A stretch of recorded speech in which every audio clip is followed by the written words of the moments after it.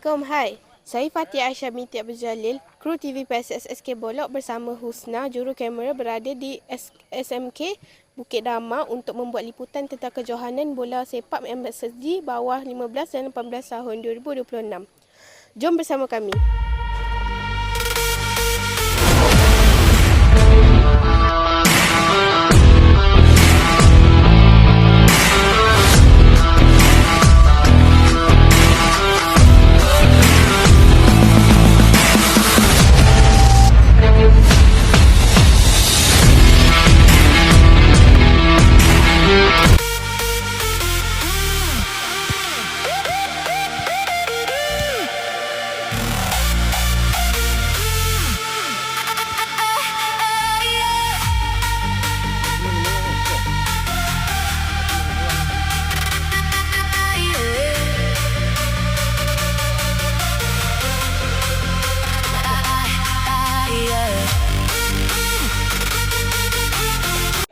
Assalamualaikum warahmatullahi wabarakatuh. Saya Fatih Aisyah binti Abdul Jalil dari unit kru TV PSSSK Bolok ingin menunggual dengan salah seorang pemain bola sepak MSSG Temelloh. Boleh saya menunggual abang? Boleh.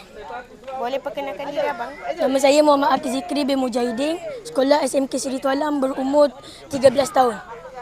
Apakah peranan abang dalam pasukan bola sepak ini? Peranan saya striker. Apakah perasaan abang setelah memenangi perlawanan sebentar tadi? Saya amat bangga dengan tim pasukan saya kerana menang dalam menentang Datuk Bahman. Berapa gol telah dijaringkan oleh abang tadi?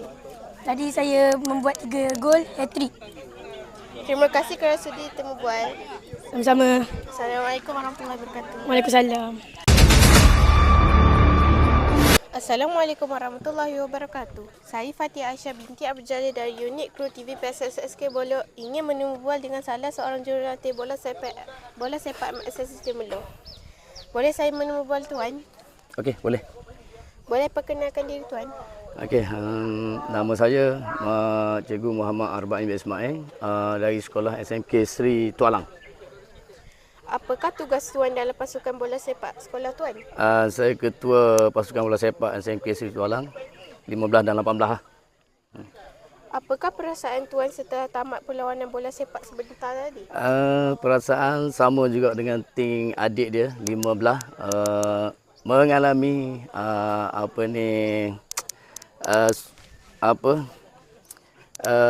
perkara yang sama.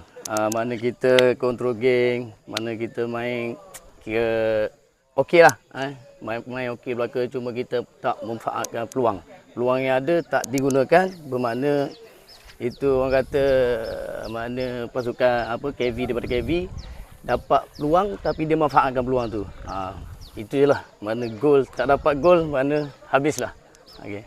Apakah harapan tuan terhadap pasukan tuan pada masa depan?